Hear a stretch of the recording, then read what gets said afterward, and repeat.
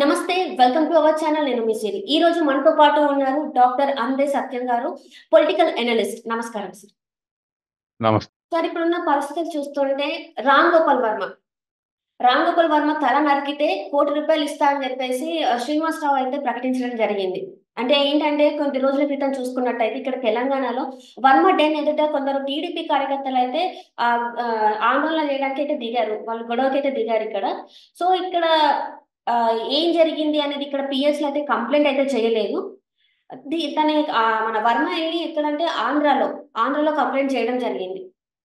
ఎందుకంటారంటే ఇక్కడ రేవంత్ రెడ్డి ప్రభుత్వం పైన వర్మకి నమ్మకం లేదని అనుకోవచ్చా? అసలు ఎందుకు ఇక్కడున్న మనిషి అక్కడికెళ్ళి ఇక్కడ ఆందోళన చేస్తే అక్కడ కంప్లెయింట్ ఇవ్వాల్సిన పరిస్థితి ఎందుకొచ్చిందంటారు? ఇది direct political conflict. Right. Social లేకపోతే మైథలాజికల్ కాన్ఫ్లిక్ట్ అయితే ఎక్కడైనా చేయొచ్చు. ఖచ్చితంగా చంద్రబాబు నాయుడిని, తెలుగుదేశాన్ని డిస్కరేజ్ చేయడానికి ఈ ఫిల్మ్ తీస్తున్నాడు Ram Gopal Varma.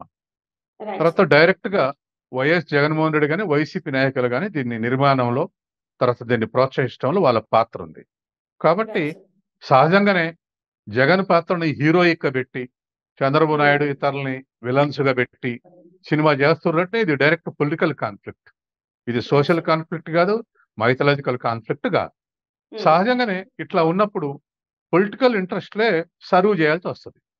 Right sir. Serve చేయాల్సి వచ్చినప్పుడు ఇప్పుడు రామ్ గోపాల్ వర్మ జగన్ని ప్రోత్సహిస్తూ చేసినటువంటి సినిమా దానికి టీడీపీ వాళ్ళు దానికి నిరసనగా చేస్తే ఆ నిరసనకు కేసులు పెట్టేటువంటి అవకాశం తెలంగాణలో లేదు. ఎందుకంటే హ్మ్. ఖచ్చితంగా ఆ జగన్ ఇష్టానుసారం గత 10 ఏళ్లుగా తన వ్యవహారాలు తెలంగాణలో నడిచినాయి. అలా రైట్. నడవటానికి కారణం కేసీఆర్ యొక్క సాఫ్ట్ రిలేషన్సే కారణం. కాబట్టి రైట్. ఇప్పుడు సహజంగానే అది ఆ అడ్వాంటేజ్ చంద్రబాబు నాయుడుకి వస్తుంది. హ్మ్. తర్వాత ఇంకోటి రేవంత్ రెడ్డి కూడా బదనాం అయ్యే అవకాశం లేదు. ఎందుకంటే పొలిటికల్ రిలేషన్షిప్ లేదు, పార్టీల మధ్య పొత్తు లేదు. Right sir. కేవలం ఇవాళ జగన్కు ఎంకరేజింగ్ లేకపోయినా అది టీడీపీకి అనుకూలంగా ఉంటుంది. హ్మ్. అందుకని ఇవాళ ఉన్నటువంటి ఈ పరిస్థితుల్లో ఈ ప్రభుత్వం దగ్గర కంప్లైంట్ ఇచ్చినా కేసు బుక్ చేయాలన్నటువంటి ఉద్దేశంతోటే.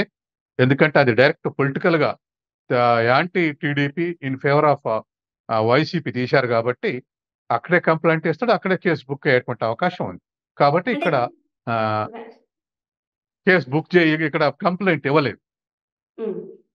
అయితే గతంలో గూడా రామ్ గోపాల్ వర్మ అనే మన టీడీపీ నేత ఎవరైతే పరిటాల రవి తన జీవిత చరిత్ర గూడా అంటే బయోపిక్ గూడా తీశారు గదా సార్!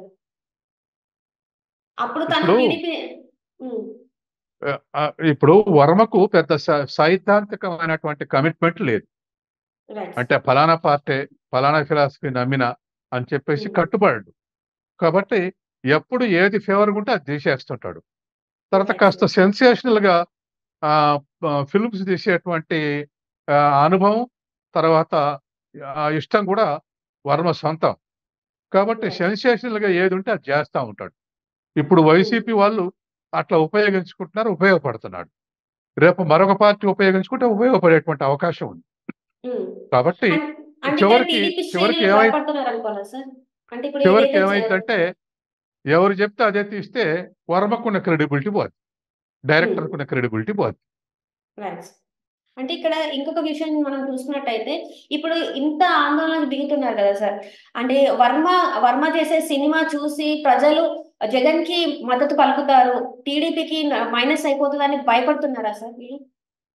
ఎవరైతే ఇక కార్యకర్తలు. ఎలక్షన్స్ ముందు ఏ ఒక్క రైట్. పాయింట్ నెగిటివ్ చేరినా అది ఆ పార్టీకి నష్టం జరుగుద్ది. ఒక రైట్. నెగిటివ్ స్టేట్మెంట్ చాలు. హ్మ్. తెలంగాణ ఎలక్షన్‌లో కేటీఆర్ ఆంధ్రాలకు ఇక్కడేం పని, ధర్నాలు అక్కడ చేసుకోవాలి గాని ఒక్క మాట అంటే చాలా పెద్ద ఎత్తున నష్టం జరిగింది. రైట్. ఖమ్మం, నిజామాబాద్, నల్గొండ ఇటువంటి చోట్ల. అందుకని ఇవాళ అందరిని కూడా తెలుగుదేశం నాయకులను ఒక బఫూన్స్ లెక్క చిత్రించి చేస్తే ఒక వారం అయితే చర్చ జరుగుద్ది. రైట్ కానీ సార్. ఆ ప్రభావంతోటి రిజల్ట్ వస్తాయని మనం చెప్పలేం. కానీ హ్మ్. ఈ ఈ విధమైనటువంటి ఇంపాక్ట్ అయితే ఉంటుంది. ఒక వారం చర్చ. ఇప్పుడు గతంలో ఎన్టీ రామారావు మీద మండలాధీశుడు సినిమా తీశారు. Right sir. ఒక వారం నవ్వుకోవడానికి పనికొచ్చింది. ఆ తర్వాత హ్మ్. దాని ఇంపాక్ట్ ఏం లేదు. అందుకే ఇది కూడా ఈ మధ్యలో ఇంకో 6 నెలలు 8 నెలల కింద రిలీజ్ చేస్తే పెద్ద చర్చనీయాంశం అయ్యేది కాదు. తీరా రైట్ సార్. ఎలక్షన్ల ముందు రిలీజ్ చేస్తారు కాబట్టి ఆబ్జెక్టివ్ తోటి రిలీజ్ చేస్తారు కాబట్టి తెలుగుదేశం వాళ్ళు అపోజ్ చేస్తారు. ఇవాళ చర్చనీయాంశం అయింది. హ్మ్.